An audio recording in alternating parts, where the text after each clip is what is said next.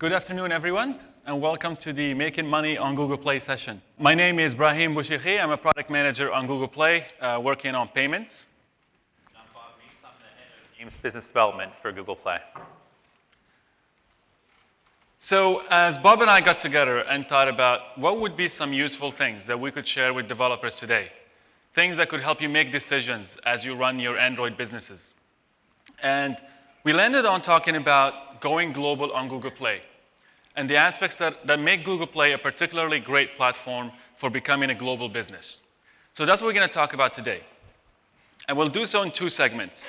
First, we'll look at data and some product updates from our end, things that will kind of produced by Google that we can share with you and give you insights and best practices.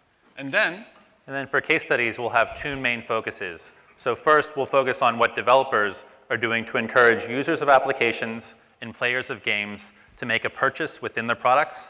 And then second, how developers are expanding to new markets. All right, so let's get started. Before we go too far, I just want to celebrate the announcement from earlier today.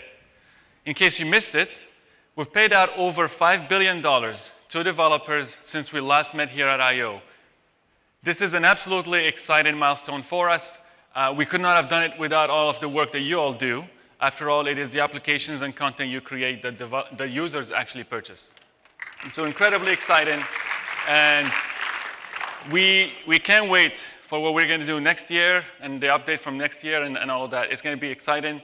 And this is a huge milestone for us, and we're super excited about it. All right, so let's talk about the next $5 billion. When we think of monetization, there are two aspects to it. There is the experience that you build, the engagement that happens within your application. It is that which ultimately triggers someone to press the buy button. It's that excitement to unlock a new level. It's that excitement to unlock new features that ultimately make a user press the buy button. And as anybody who knows from a small business, it is incredibly hard to get someone to actually give you their cash. It's hard-earned cash.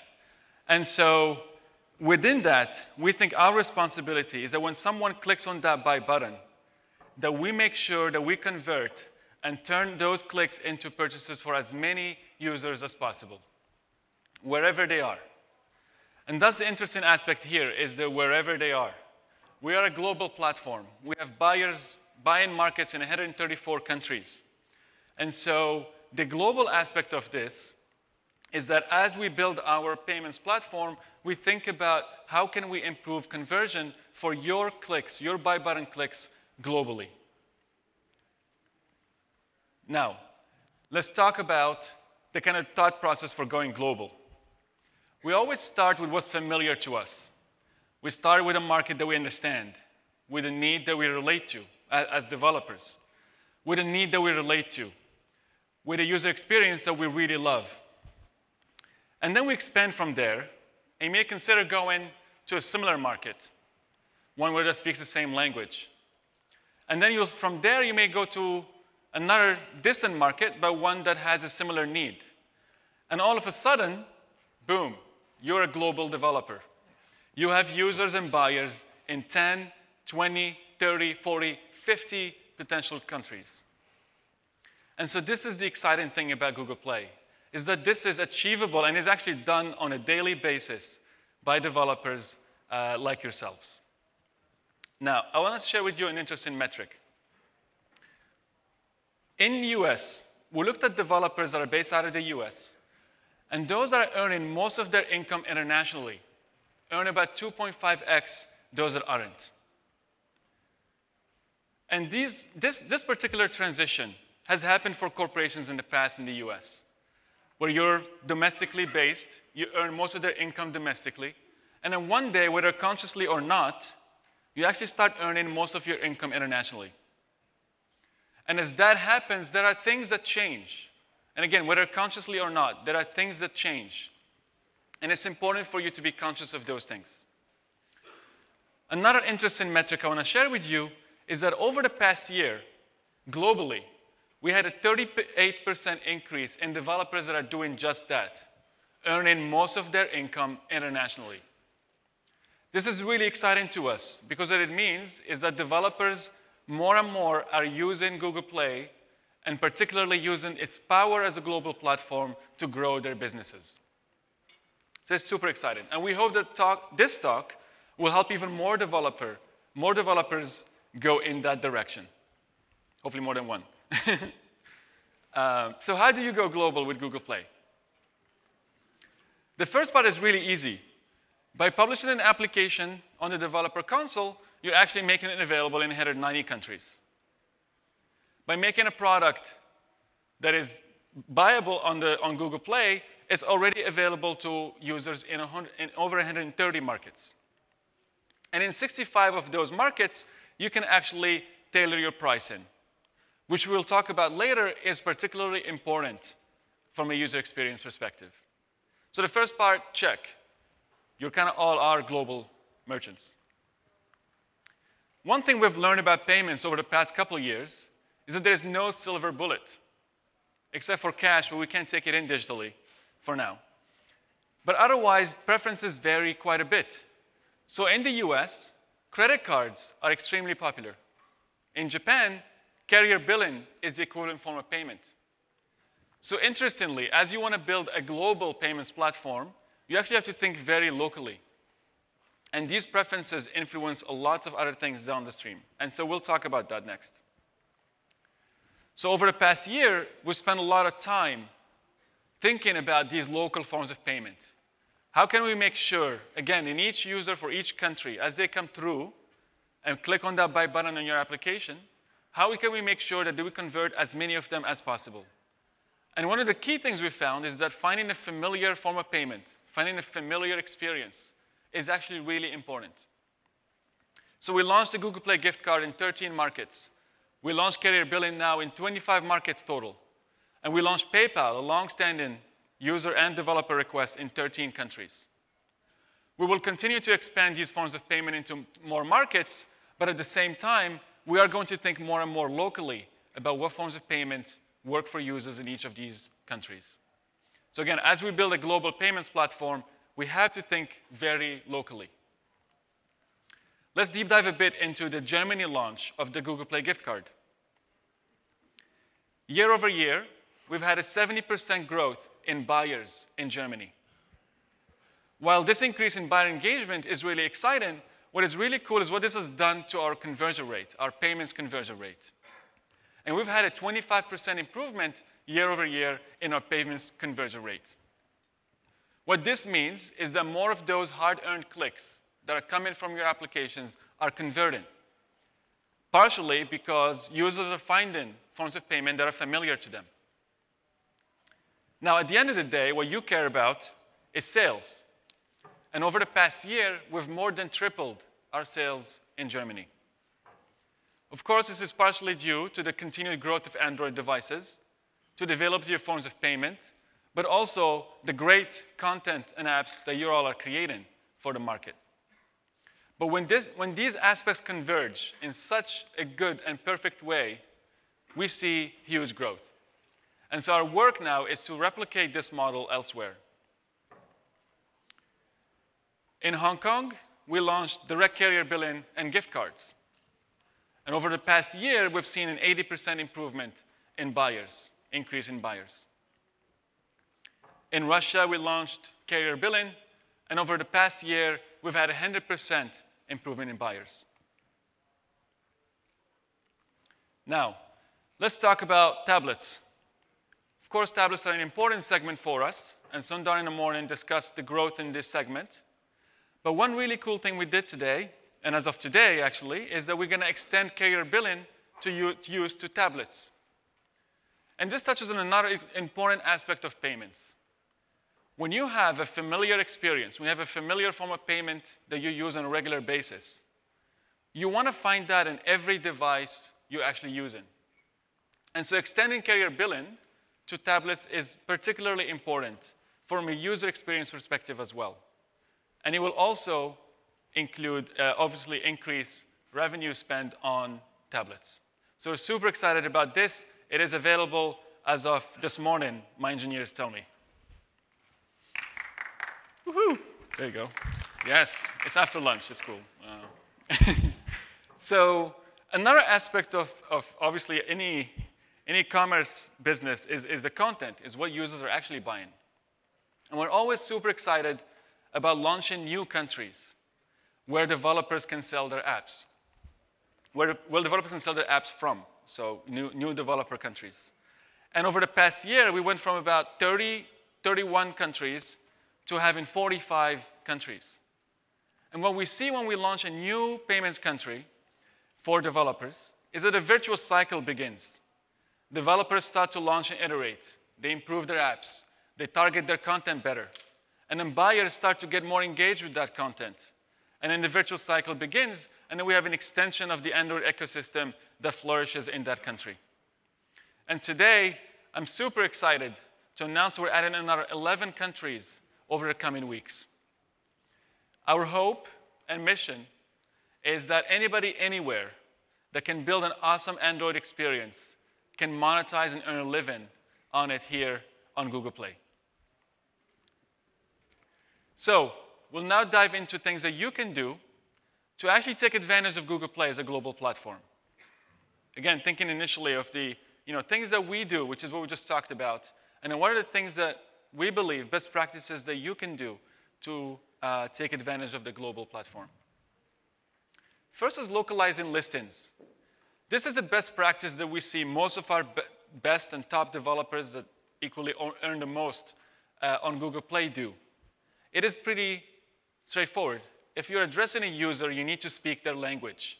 You need to communicate with them in a way they understand. And Pocket, as featured here, does a really good job at localizing their listings and their screenshots to each of the markets they target. What we have observed is that broadly, apps with localized listings earn about 6 times those that aren't. So this is important. And if you are consciously or actively addressing a market, you really need to localize your listings and the app experience itself, by the way. We do provide tools on the developer console to make this really accessible to all developers, so you can take advantage of those. Now, pricing. Pricing is important, and it's one of those, we have this really easy to use auto-convert function, and a lot of developers take advantage of that. And so, you hit that button, it auto-converts into all of our currencies, and sometimes you just leave it like that. But what we're seeing is actually that has an impact on your sales. We all know about the 99 cents effect. It's just that price where somebody thinks it's a trivial purchase here in the US. Or maybe it's a significant purchase fee over $5, or whatever that number is. Where that exists in every country. Every market has that equivalent threshold. And you need to consciously target that price. And so what we did is we analyzed products that are priced at exactly 100 yen and compared their performance to those that are priced slightly over or slightly below. Literally 2 or 3 yens, plus or minus. And we see a 2x difference in sales between those two groups.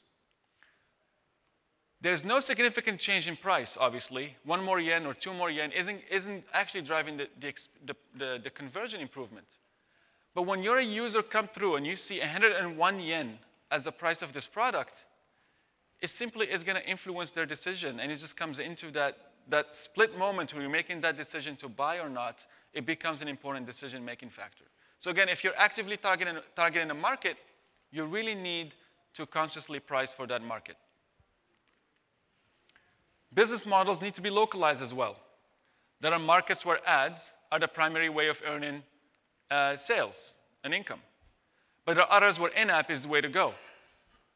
There are others where subscriptions, especially some apps categories that Bob is going to talk about next, where subscriptions is the best way to monetize your app. And so again, as you build your application, think of the various ways that you can tailor that experience to actually have a different business model. It is much more challenging, I have to admit, to build an application that can support both subscriptions and in-app. But it is doable, and if your category actually is suitable for that, you should take advantage of that. And AdMob is announcing their in-app purchase ads, which allow you to even more easily acquire users and buyers, which is another tool for you if you are an in-app driven business. So localize your business model. Now let's deep dive into subscriptions. Since we launched subscriptions, we've been very excited about the growth. And today, we're excited to announce a number of new features that will further strengthen our platform. First, we're announcing that we'll support, in the coming few weeks, weekly and seasonal subscriptions. Seasonal subscriptions, for example, will be extremely good for sports, where they have a non-kind of regular recurring period. Weekly, again, for a faster recurrence, for maybe shorter lifespan type of applications. Another exciting update is about goodwill credits. So it will allow you to actually better retain your subscribers by offering them a goodwill credit in case you had an outage or in case they're just a really loyal subscriber and you want to give them a bit of a goodwill credit. So we'll give you more tools so you can better engage and retain your subscribers, and you can build a subscriptions-driven business on Google Play. These features will be launching over the coming few weeks, so stay tuned in our blogs for the announcements. Going back to some of the metric discussions, quality really, really matters, as you'd expect. And what we've done here is looked at apps that are rated between 3 and 4 stars, and those are rated between 4 and 5 and the other brackets. And you can see the improvement in sales between each of those brackets. So as you invest in QA, bug fixing, new device types, new platform versions, replying to reviews, as you invest in each of these, there's obviously a cost that you need to evaluate. But we'd like you to have also the upside, the possible upside, as you look at that equation and analyze what you would like to do next. Now, we talked about tablets and how awesome they are and how they'll soon have carrier billing available to them. But one aspect of tablets as well is that apps that are designed for tablets earn about 10 times compared to those that aren't. And so and today is particularly important for this discussion because we've announced so many new form factors, so many new platforms you can reach, from Wear, TV to auto. And so if your application is an application that is suitable for one of these new platforms, again, designed for that platform, explicitly designed for it. But we make it easy to share APKs across multiple platforms. It is important to actually design an experience that works for that. And so if a user comes through on a tablet and they're browsing on a tablet, they're simply not going to have the same experience and the same engagement if that application is not designed for that device. So finally, to wrap up this portion of the talk, to go global with Google Play, you need to do a few things. First is think beyond your familiar markets. You're all entrepreneurs, and as you start as an entrepreneur, you're thinking of what's most familiar to you. But there is this global multiplier you can take advantage of, where you can take the work you've done for a specific market, modify it according to what we just discussed, and potentially actually leverage it to actually grow your business in a scalable way. While you think global, make sure you think local.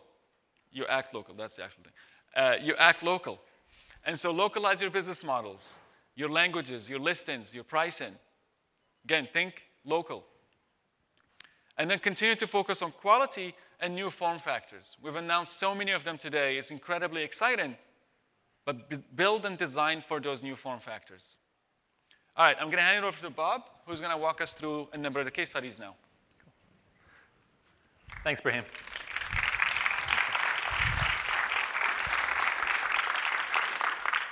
It's so exciting. This is the second year that we've done this in a row, and just like seeing year to year the progress is amazingly exciting. So as I mentioned earlier, my name is Bob Meese. I'm the head of games business development for Google Play, and I'll review the case studies part of the conversation. And so first, before we get started, I just want to thank all the developers that participated and helped put this content together. As you can see here from this map, they're all across the world.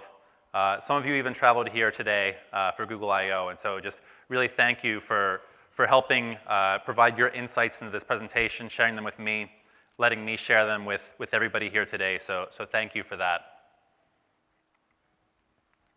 As I mentioned earlier, I'll cover two main sections in the case study part. And so first, I'll talk about what developers are doing to encourage users of applications and players of games to make a purchase within their products. And so as Brahim mentioned earlier, we have this idea of what happens before someone presses a buy button, and that's largely the work that all of you are doing, and we'll talk about some examples of that, and then what happens after somebody presses that buy button, and Brahim shared all the great work we're doing there. And then the second part will be some case studies around how developers are expanding to new markets and geographies. So let's get started with the first part. And so I'll cover 6 different strategies on this first topic of encouraging purchase. And you can see the developers and the applications that we'll cover there. There are some commonalities or similarities between them. So you'll see that the application developers on the left, all of them are using subscriptions to monetize their businesses. And then on the right, you'll see the game developers, and all of them are using in-app purchase. And so there's certainly some commonalities that we observe across all these developers. There's also some differences, too. When you look at the strategies that we'll talk about, they are fairly different across the developers. So the first developer I'll talk about is Evernote.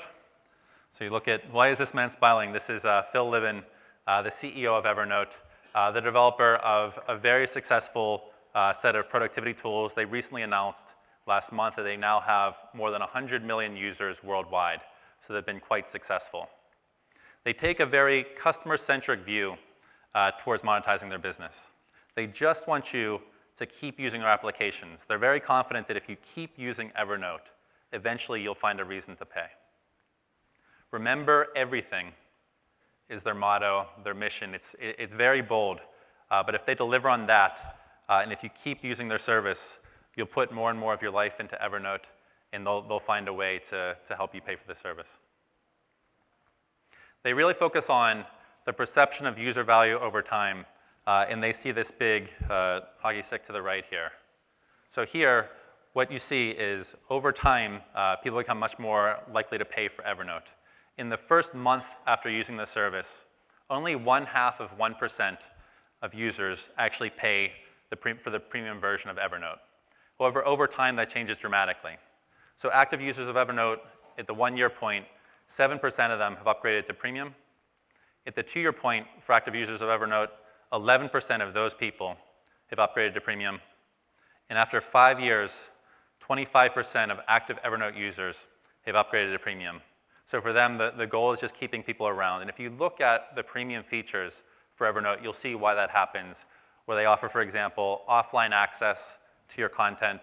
They offer better search across all the different file types in your content. And so there, you'll see that as you put more of your life into the service, you get a lot more value out of it, and there's that aspect. And so it's definitely important to think about how you could have some of these aspects in some of your applications. On the flip side, when I was speaking with Evernote, they gave me a funny example. They said, just think of this idea of perceived value over time. And so I have a sandwich that's either delicious or gross, depending on how old it is. And so I think the perceived value of the sandwich at maybe 5 minutes hits its max. It cools off, and 5 minutes after it's made, it's great. Evernote, they give the 5-year mark. 5 years after the sandwich is made, I want nothing to do with it. It's going to kill you if you eat it. So it's really important to think about just the user perception of the value in your applications over time. Looking for services like Evernote that tend to increase, and sandwiches, obviously, that go to zero very quickly. It's something where, as we look about the applications that do this well, applications that add personalization, applications that grow their overall user base over time, those are the applications that we think tend to become more valuable over time, and so look for opportunities to add those types of features to your apps. The next company that I'll cover is Noom. They were featured in the keynote this morning, actually, and they are a New York City-based developer of fitness and weight management applications. If you eat a lot of those sandwiches we just showed, you'll definitely need Noom to help lose weight. But what they really focus on for monetization is they recognize that there's a seasonality to the demand for their business. And so around New Year's resolutions, a lot of people are interested in losing weight. Around the period leading up to summertime, a lot of people are also interested in losing weight. And so for a company like Noom, they can't be running promotions all the time, but they really try to sequence those promotions around the highest demand periods of time throughout the course of the year to capitalize on people who are interested in upgrading to Noom Pro. And so here's an example of a seasonally relevant promotion that they ran just recently for a summer sale, 50% off for Noom Pro. And you'll see how they executed that sale. So they did an in-app promotion that you'll see on the left. At the same time, they did an email promotion that reached users in different ways. And then they followed up 4 days later with an in-app reminder of that sale. And then you'll see the results on the next slide of, they're able to spike their revenue, which is a really compelling thing. And so they're able to deliver 3 times revenue per day by doing these promotions. And the thing they really focus on is you cannot run these promotions all the time, but find the times during the course of the year where the demand is highest for your services and run promotions then. Noom also really has some cool uses of data in terms of helping to convince people to upgrade the premium. And so here there's an in-app message that says, we've looked at data from millions of Noomers, and what we've found is that the people that have upgraded to Pro, they're losing twice as much weight as the people that are just using the free version of the application. And so here, this is a really compelling message to deliver to people to get them to upgrade. And when you look at the features within the application, so Noom Pro Groups, it's a way for people who have similar goals to get together. Noom Pro also unlocks additional content, provides personalized recommendations, and a priority customer support line. And so these are some of the features that Noom is using to upgrade people to the Pro version of the application. Next, we'll talk about Smart Education. They are a developer based in Tokyo that makes apps for children's education. This is Akaya-san, who is the CEO of Smart Education. So over the past year, they've made a big pivot to their business to really focus on free trials and subscriptions in their business. And so this is an example of a promotion they ran within their most successful application, which happens to be based on a popular Japanese TV show. And they did a bunch of testing in terms of different types of promotions that they could run. And they found that offering a free trial was very effective in terms of getting people to sign up. And what they found was a 1-week duration of the trial was the optimal duration for them in terms of getting people to start the trial and then getting people to convert after that period. And effectively what they're doing is breaking the purchase decision into 2. And so they were able to share some very impressive statistics that they have. And so here on your left, you'll see the percentage of people who installed the application and those who started that free trial. And that was about 8%. But I think very impressively, of those people that did the trial, 60% of them actually started the subscription, which is a very impressive number. And when you put that together, you get 5% of the installs of this app for Smart Education converting to a premium subscription. And I think people who have a recognition of how hard it is to convert people into payers recognize how impressive a result this is. Smart Education is not just a one-hit wonder, and so when you look at their presence on the top charts for the education category in Japan, they're doing quite well. And so here, half of these applications are Smart Education, so 5 of 10. So it's been great for them. Now moving into the games part of the conversation, this is Mediocre. They're actually 2 guys. So this is Henrik and Dennis, based in Sweden. And it's just really easy to like these guys. They developed a great game a couple months ago called Smash Hit that's done quite well. And so when you talk about them, they're actually not the most, they don't run a ton of analytics in their game. They're a little bit different than most developers that way. But what they really focus on is building a trusted brand. And what they, when I was talking to them, just one of the things that really came out is just, they want to develop games where people just, players want to tell other people about them. And that's obviously great free marketing, but it's earned as well too. These guys are not spending anything on marketing, but they really focus on creating a product that people love, that they want to tell others about. And so it's really, in some ways, a simplistic monetization strategy, but they really focus on the quality of the product and delivering that for their players. And of course, you can't forget the purchase funnel as well, too. Historically, Mediocre had done something where they would have games where it would have a paid version of the game, and they would have a free version of the game. They would be very separate, and you would upgrade, but it was a little bit awkward to move within the 2. And so here, they have in this game for the first time what I believe is a much more compelling and elegant purchase experience. And so for me, when I'm playing the game, on your left here, you'll see I play for about 15 minutes. I play through to that point, and I die, unfortunately. And I have a big promo that says, hey, would you like to continue through the progress that you've made? And it's a pretty compelling statement at that point. I've invested the time into the game. And if I say, yeah, sure, I click anywhere on that circle, immediately it says, hey, would you like to get the premium version because that's what's required to be able to save the progress that you've just made. And Mediocre is quite modest in terms of only asking for $2 from any user, and so they actually convert quite well in this dynamic, but it's a really great focus of great content and really elegant purchase experience that's made this game quite successful. Also, don't be afraid to show your personality as well, too. So you go through, you make that purchase. They actually pop an achievement that says, hey, you've just received the Developer Love badge. So thank you very much for paying us. Hey, you're supporting 2 dudes in Sweden. And so they make it feel a lot more personal. And it's something, they don't have to do this, obviously, but that's what encourages people. That's part of what encourages people to tell their friends about the game.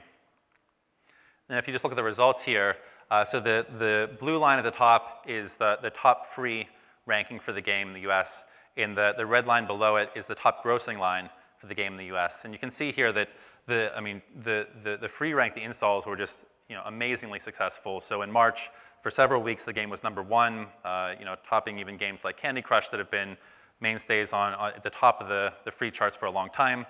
I mentioned that Mediocre has a more modest monetization strategy, just looking for $2 from each user, and so they're never going to be making millions of dollars a day.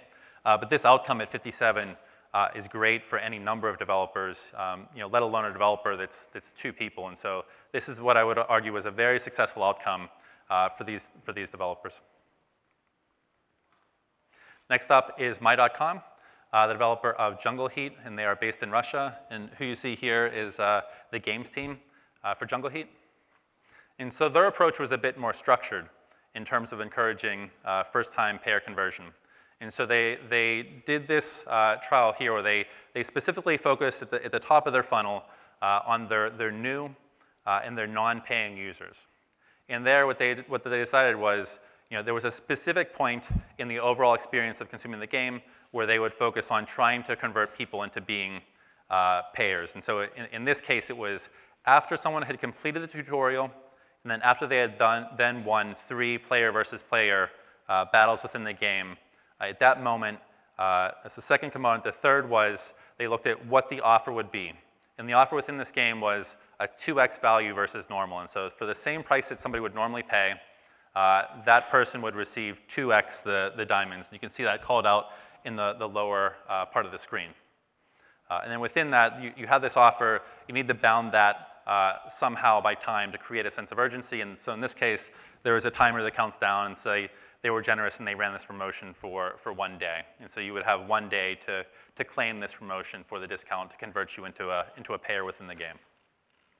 And so the result here was very good. And so during the week that they ran this promotion, they were converting 2 times more than they had converted in the previous week when they weren't running a promotion. And so they're seeing great results from doing these. And again, various developers stagger these promotions. You can't do them all the time, and you need to find for every developer what's the right cadence for you to run these promotions. And finally, in this section of the talk, I'll address Playtika. This is them showing off their beautiful office in Tel Aviv. And for them, they are quite impressive. I'm hearing more developers talking about player segmentation, and looking at Playtika is really the leader in this regard among game developers. And so some of the history of what they've done, so over the past several years, at the top here, they used to not segment. And so they would deliver the same gameplay experience and the same user communication to all of their players. Next down, they offered what they considered basic segmentation. And so some of what you'd heard earlier, segmenting out the people who have paid within the games versus the people who have not, and then offering different communications to those 2 groups. And the third, in terms of advanced, you're starting to get much more real-time information. And so as you have more nuanced information about people and about their gameplay, then you can start to be more structured in terms of creating more and more segments in a more automated way. And then finally, as they think about potential for what they would call like hyper-segmentation, they're adding more machine learning and automated approaches. So removing some of the humans who are doing some of this advanced segmentation and letting it become more algorithmic over time. And so tangibly, what does this mean? They've talked with us a bit about the business intelligence solution that they have and the evolution of that over time. And so in the beginning, when you're not doing segmentation, they were really just focusing on accurately collecting events from players. And so for example, if the game goes offline or crashes for whatever reason, making sure that you have a very accurate and reliable data store within the application. Next, as you move into segmentation, it's more of the basic format. So there, if you remember, they're just segmenting out the people who have paid within the games versus the people who have not. When you have just these very discrete buckets, for example, some of the things that they could do to encourage purchase are they could have their email marketing team send an email out to non-payers over the course of the weekend, giving them special promotions. As you move through the advanced category, you're getting much more real-time data within the application, within your analytic systems. And so rather than having to do weekend-long promotions towards a very broad group of people like all of your non-payers, you can start to do much more fine-grained promotions to people that are much more fine-grained. And so there what you could do, for example, is send personal notifications to people based on their gameplay. And so how often they're playing, how many sessions per day, for how long those sessions last. And you can have a very customized communication to those users based on their gameplay. And then finally, for hyper-segmentation, there, just the key here, as I mentioned earlier, is adding additional machine learning and automated approaches to what humans are doing in the advanced state. And so here, the results are again, just very compelling, where just based on this segmentation alone, Playtika noticed that they were getting a 30% uplift in new payer conversion from what I just mentioned. More broadly, too, they're seeing a revenue uplift of 50% overall for the segmentation activities that they're doing overall. And so they're seeing both an impact on new payer conversion as well as their overall revenue, which is quite impressive at this point. All right, next we'll cover expanding to new markets.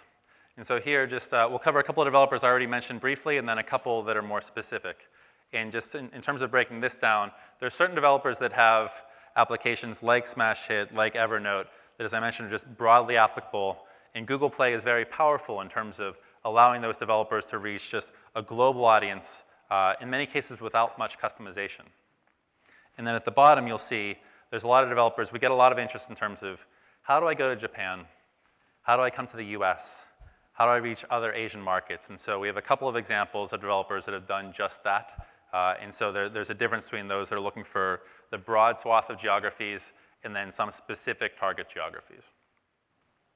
And so if you look at Smash Hit, so I showed the US graph of the results earlier, but their success was hardly constrained to just the US. And so here there's a bunch of countries. They were #1 in 23 different countries during that time. And if you look at just a couple rungs down the ladder, so if you look at the top 5, it's not 23, but it's an additional 11 countries that they were within the top 5, top 3. And so for a developer like Smash Hit, they invested a relatively modest amount in terms of changing the game. It's a relatively simple game, and so it's the power of, if you can create a compelling yet simple experience on Google Play, you can reach this vast audience and have just a great amount of success. Then Evernote is similar too, where Evernote says they have the same service worldwide. They believe that they're addressing a universal need, and so they don't feel a need to radically change that service. But as I mentioned earlier, Evernote announced last month that they have now over 100 million users, and they're based here in California. But if you look at how those users are distributed, their biggest area is actually APAC, and their second biggest area is Europe. And so it's not, the US is the third largest region for them, and so it's been really powerful for them to be able to reach such a broad demographic and broad base of countries with that service. And when you look at it, Evernote, it's very language intensive, and so while they believe that it's okay for this service to be consistent across geographies, they obviously need localization. And so here they're based in the US, and so obviously they started with English. And then Brahim had mentioned earlier too about what is familiar with us. And so the other countries that they chose were Russia and Japan. And Russian, because Phil, who I showed earlier, is actually born in Russia, and a number of early Evernote employees were actually Russian. And so just starting with what is familiar and authentic, this is clearly an example of that. And Japan was just, for whatever reason, they started to get a bunch of users in Japan. And so at that moment, you decide, okay, do we establish a presence here? Are we going to really lean into this? Or is this something where we need to pull back? And so in their case, they established an office, they established customer support, they really focused on investing in the quality of translations that they were doing for the Japanese market, and were very successful. And so on the basis of those first 3, they've grown to 14 and now 34 languages that Evernote is supporting, and it's growing all the time. Next, I'd like to talk about the developer SpaceApe and their game Samurai Siege, which, although it launched recently in Japan, it's been successful so far, and there's just a lot of interest in terms of Western developers who say, how can I be successful in Japan? And so we'll talk a little bit about what they've done. And so as you can, this is the 50 or so people in the company and their avatars on their website, and so you can see that definitely a fun group of people who don't take themselves too seriously. And so in terms of how they prepared for Japan, there were just a couple of key steps. And so localization is really important. And so doing a lot of the localization of the game by hand is really important. And so, you know, as Brahim mentioned, just localization is something that's really important. You can't necessarily just trust the autofill for these things. You need to do something that feels authentic in the local geography. And then on that point, too, they invested in a local team as well with country manager, customer support, and all of that. Local PR, too, just reaching the publications that the local gaming audience pays attention to was really important for SpaceApe, and they found success with that. Gameplay, so there they did a soft launch. They believed that they didn't need to change the game. They wanted to test that to make sure that that was the case, that they didn't need to provide a super custom version of the game for Japan. And finally, in terms of what was not done, so as I was just mentioning, they didn't fork a version of the game to be Japan-specific. They believed that the core global version of the game would be appropriate for the Japanese audience. And they also didn't work with a publisher. So by investing so many resources into the Japanese audience, they felt confident that they could be successful on their own. And so in terms of the results, so on the left, the game developers in the room will see those results, and they'll know that it's early, but they're quite impressive, particularly the per-user metrics. In terms of the lessons learned, SpaceApe really focuses on live events, and the Japanese market really rewards live events. A lot of the best Japanese developers run great live events, and so that was definitely something that was successful. The localization that they invested in was very helpful, and as I mentioned, by reaching local PR outlets, they were able to reach some really strong players in that way. Next is Come2Us. In their expansion, they're a Korea-based developer, and their expansion of their game Ace Fishing to Southeast Asia. This is the local team. This is the game team for Ace Fishing. And so you can see this is the revenue pie chart for Ace Fishing. They, very impressively, more than half of their revenue is coming from Southeast Asia, and the second largest piece of the pie is actually the US. It's not until you get to the third largest piece of the pie, which is their home market in Korea. So obviously, they're having a lot of success internationally. When you look at what they're doing, they're investing very significantly in locally appropriate marketing. And so here for Southeast Asia, they're doing print magazines, they're doing online magazines, they're doing webtoons for community engagement, they're doing outreach to power bloggers to get game reviews, and they're doing a whole slew of media and PR that you see on the right, in addition to working with us to make sure that we're supporting them with our local teams. And then finally in here, we'll talk about Gumi. And so here, Gumi is a company, as you can see, just these guys are also smiling. They're doing amazingly well. They're really a model for global expansion. And here's a big reason why I think. It's not something that they're just bolting onto the business, but when you look at them, they're based in Tokyo, but here's all of the various offices. They have about half of their whole company outside of the headquarters. And they give them a lot of autonomy as well. In many cases, they're calling the heads of these local offices the CEOs of those offices. And so Gumi, unlike the other companies, takes a very local approach to distributing their content in various geographies. And so here I mentioned around customization. So their game Brave Frontier has been the most successful game from Japan coming to the US. And some of the things that they're doing are obviously translation is kind of table stakes, but they have made the tutorials very different as well too. And so RPG games in Japan are quite common. You don't really need as long of a tutorial in that geography. Versus in the US, there's a lot of game players here, but they want to reach a broader audience. And so they made a longer tutorial to help educate a broader demographic who may not be familiar with this type of the game about the value that it provides. And they've been quite successful with that.